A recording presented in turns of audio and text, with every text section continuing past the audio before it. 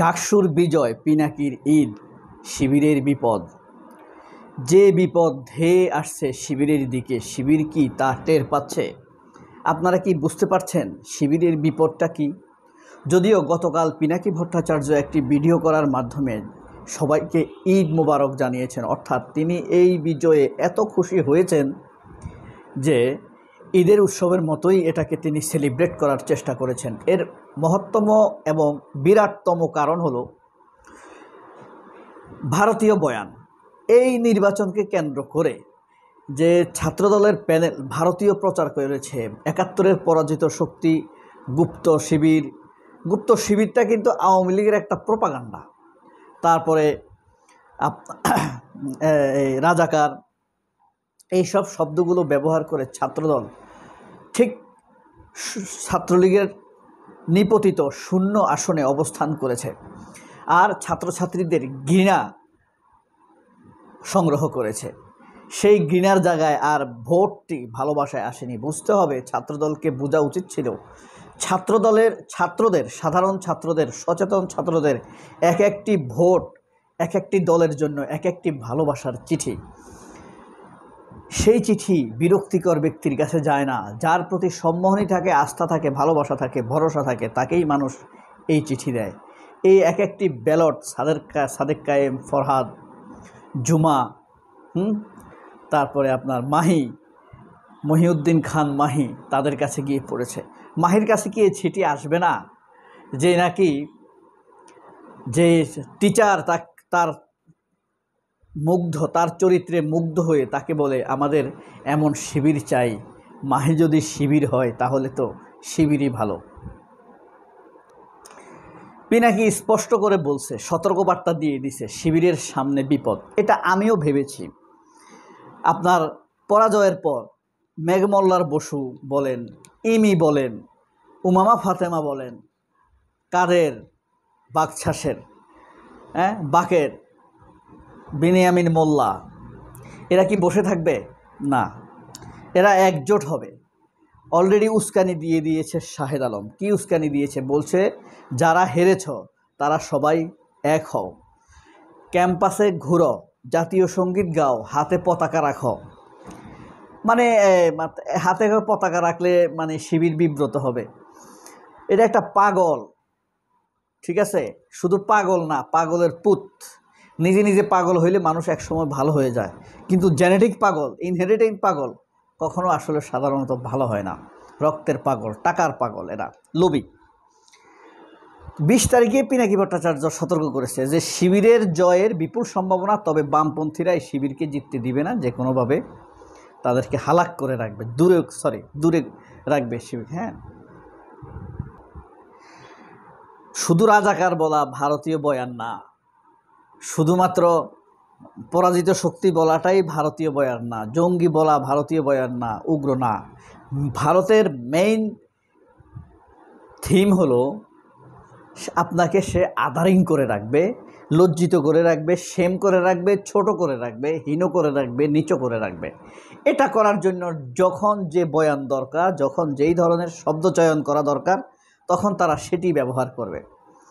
দেখেন ২৪-এর আন্দোলনে শিবিরের এই সাদেক কায়েম, সিবগাতুল্লাহ, মঞ্জুরুল ইসলাম, এরপরে আপনার জাহিদুর রহমান, তখন তো তিনি কেন্দ্রীয় সভাপতি ছিলেন না, ফরহাদ, এদের অবদান হলো মাইন্ড ব্লোয়িং, আপনার ইনফ্লুয়েন্টিভ, আন্তর্জাতিকভাবে স্বীকৃত। সেই জিনিসটিকে ভুলিয়ে দিয়ে তারা এখন নতুন করে সামনে আনছে কি? গুপ্ত শিবির, অর্থাৎ শিবির অপরাধী। আগে বলা হয়তো রাজাকার, উগ্র। শিবির অপরাধী, এই কথা কোনো একভাবে, কোনো শব্দ চয়নে, কোনো একটি বয়ান দিয়ে তাদেরকে আদারিং করে রাখা। এই নতুন বয়ানে কিন্তু নেতৃত্ব দিয়েছে কে? নতুন বয়ানে নেতৃত্ব দিয়েছে খালেদ মহিউদ্দিন, মর্তুজা, জিল্লুর রহমান, তারপরে লেজের দিকে, পিছনের দিকে আছে আপনার নিকোল। এরাই আধারিং করার এই একটা মোটিভ ন্যারেটিভ তৈরি করে রাখে, ফ্লেমিং করে, এবং মানে একটা অপরাধ বোধ তাদের মধ্যে জায়গায় থেকে সমাজের দৃষ্টিতে তাদেরকে একটা অপরাধী করে রাখবে। এরপর সুযোগ মতো যখন তাদের উপরে আক্রমণ করা যায় তখন আক্রমণ করে, তখন মানুষ বলবে এরা তো অপরাধী, গুপ্ত রাজনীতি করে। এখন কথা হলো, মিডিয়া এই জিনিসগুলো করে সরাসরি অপরাধ করেছে, এবং এই অপরাধটা কি জানেন? এটা হলো একটা মানুষকে সামাজিকভাবে হেয় প্রতিপন্ন করা। এটা এথনিক ক্লিনজিংয়ের এক ধরনের জাতিগত নিধনের পর্যায়ে পড়ে, রেসিজমের পর্যায়ে পড়ে, বর্ণবাদের পর্যায়ে পড়ে। তাদেরকে মানে সমাজ থেকে আলাদা করে দিয়ে তারপরে নিশ্চিহ্ন করে দেয়া, এর আগে যেটা করেছে। এজন্য কিন্তু ভয়াবহ অপরাধ করেছে বাংলাদেশের মিডিয়া, ভয়ঙ্কর অপরাধ করেছে মিডিয়া ইসলামপন্থীদের বিরুদ্ধে বা শিবিরের বিরুদ্ধে। শিবিরকে প্রতীক হিসাবে নিয়ে আসলে তাদের এই যুদ্ধটা ইসলামের বিরুদ্ধেই। তো শাহেদ আলম দেখেন, যখন তার স্বার্থ ছিল না তখন সে তারেক রহমানকে কিন্তু তুচ্ছতাচ্ছিল্য করতো। ওই যে কে একটা আছে না লন্ডনে থাকে, সে কি এখন দলের সেক্রেটারি নাকি, এভাবে ইয়ারকি করে কথা বলতো। খালেদা জিয়া কি ইয়ারকি করে কথা বলতো। এখন পয়সা দেয়, এখন তার সামনে চাকরি বাকরি দরকার আছে, হ্যাঁ, এখন সে ওই মানে বিএনপিকে ভুল পথে পরিচালিত করে, বিএনপি যদি নিজের পথে চলে তাহলে তো এদের পাত্তা থাকবে না, এদের কথা মতো চলবে, আর নিজেদের কোনো দোষ নেই। এই যে শাহেদ তো ফেল, বিএনপির ইমেজ পুনরুদ্ধার বলেন, আপনার বিএনপির পরাজয় ঠেকানো বলেন, তারপরে আপনার বয়ান তৈরির ক্ষেত্রে বলেন, সব ক্ষেত্রে শাহেদ ফেল, কারণ নৈতিকভাবে দুর্বল। আর পিনাকি, ইলিয়াস, কনক সারোয়ারে দেখেন তাদের প্রতি মানুষের কি আস্থা ভরসা, তাই না? তারা একটা ইনফরমেশন দিলে মানুষ মনোযোগ দিয়ে ভাবে, দেখে, বোঝার চেষ্টা করে। আর শাহেদ আলম যদি কোনো ইনফরমেশান দেয়, বয়ান দেয়, তখন বিএনপির লোকরাই বলে ও আমাদের বিরুদ্ধে দিবে না, এটা আর দেখার দরকার নাই। শাহেদ আলম যদি সত্যিকার অর্থে কোনো বয়ান দেয় তখন বিএনপির লোকরা বলে শাহেদ তো আর আমাদের বিরুদ্ধে লিখবে না, তাহলে চাকরি থাকবে না। হ্যাঁ, এটা পড়ার দরকার নাই, সময় নষ্ট করার দরকার নাই, পিনাকিরটা পড়ো, কনকেরটা পড়ো, ইলিয়াসেরটা পড়ো। অ্যাকচুয়ালি পিনাকি, কনক, ইলিয়াস এরা তো আসলে বিএনপির বিরুদ্ধে না, তাই না?